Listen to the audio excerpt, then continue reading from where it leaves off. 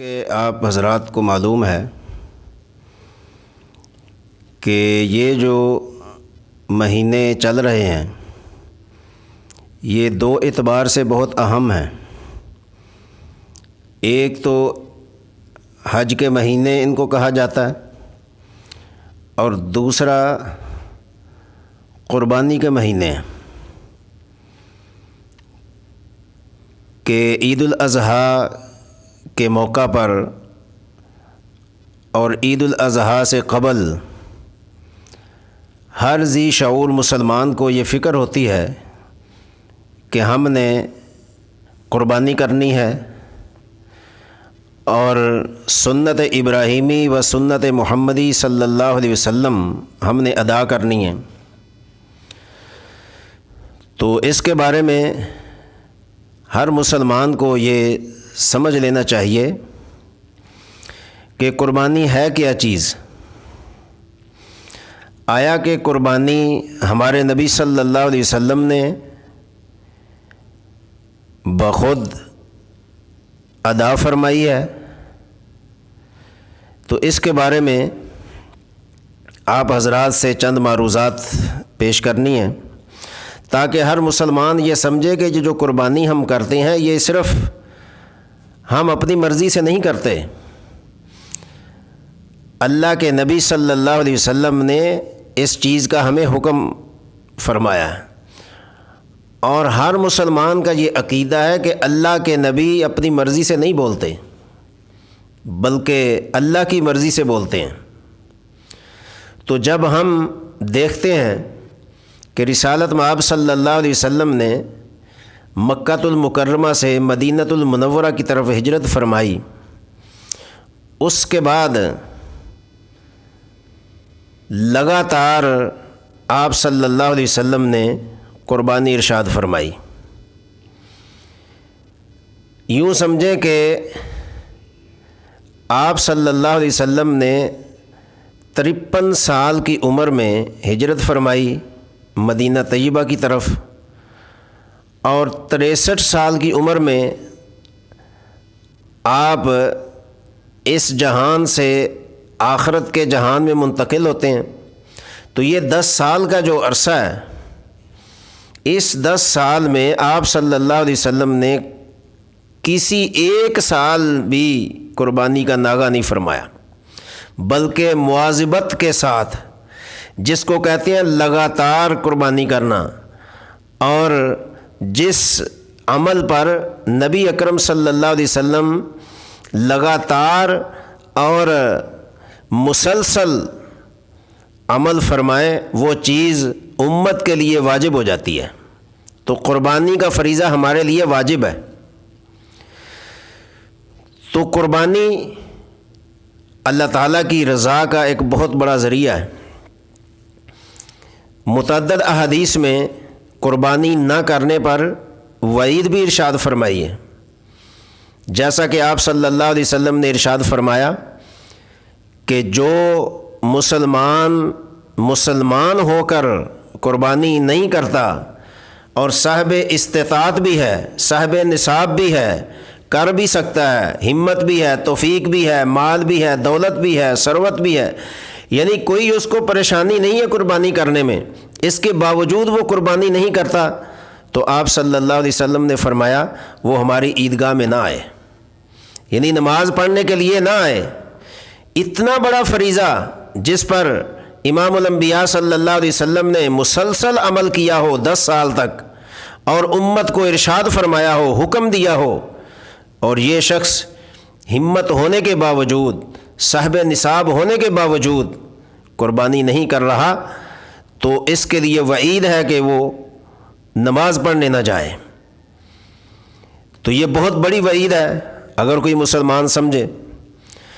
اور دوسرا یہ کہ بہت سارے لوگ یہ سوال کرتے ہیں کہ اس قربانی میں رکھا کیا ہے، کیوں ہم قربانی کرتے ہیں؟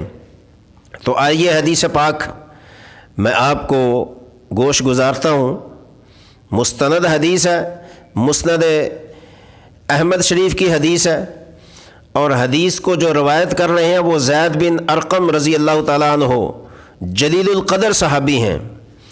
اور یہ وہ حدیث میں بیان کرنے لگا ہوں جو عید الاضحیٰ کی نماز کے بعد جو خطبہ پڑھا جاتا ہے اس خطبہ کے اندر بھی یہ حدیث پاک پڑھی جاتی ہے اور مشہور حدیث پاک ہے۔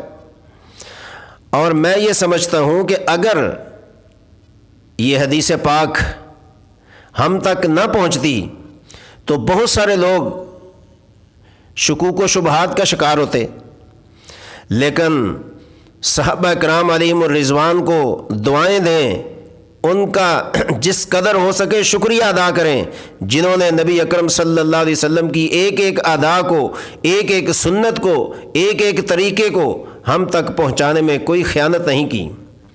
تو حضرت زید بن ارقم رضی اللہ تعالیٰ عنہ فرماتے ہیں کہ رسول اللہ صلی اللہ علیہ وسلم نے ارشاد فرمایا کہ قربانی جو ہے وہ تمہارے باپ حضرت ابراہیم علیہ السلام کی سنت ہے اور میری سنت ہے۔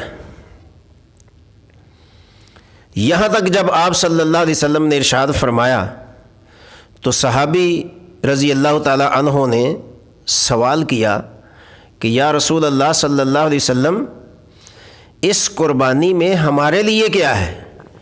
یعنی سنت تو ہو گئی ابراہیم علیہ السلام کی اور آپ کا طریقہ بھی ہو گیا، تو اس میں ہمارے لیے کیا ہے؟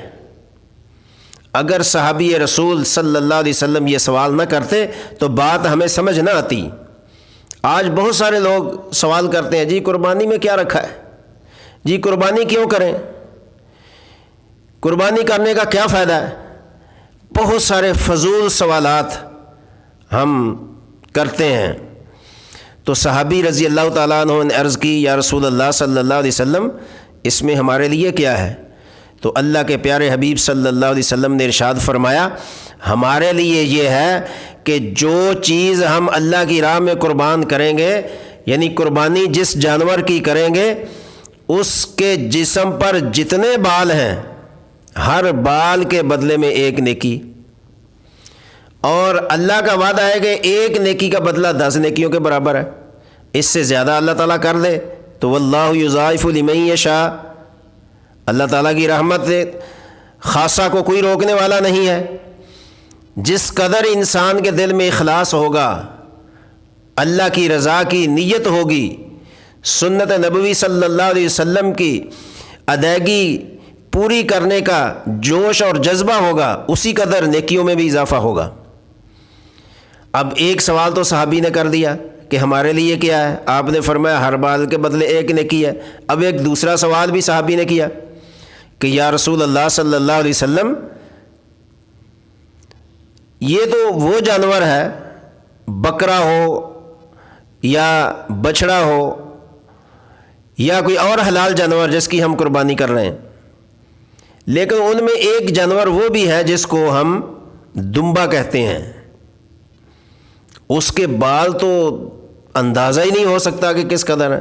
ویسے تو ہر جانور کے بال کوئی شمار کر ہی نہیں سکتا، لیکن اون والا جو جانور ہے، یعنی دمبا جو ہے، جس کو ہم پنجابی میں چھترا بھی کہہ لیتے ہیں، بھیڑ بھی کہہ لیتے ہیں، تو اس کے بال تو اتنے اس قدر گھنے ہوتے ہیں، گہرے ہوتے ہیں کہ بالوں کا پتہ ہی نہیں چلتا۔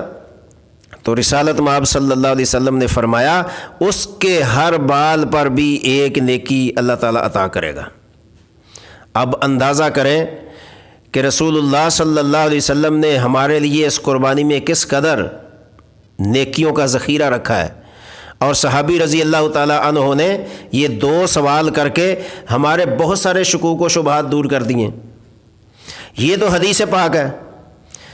اب اس حدیث پاک کو سمجھنے کے لیے بھی کچھ عقل چاہیے۔ ہر مسلمان یہ سوچے کہ کسی جانور کے بال کی کوئی انسان گنتی کر سکتا ہے، ان کو شمار کر سکتا ہے؟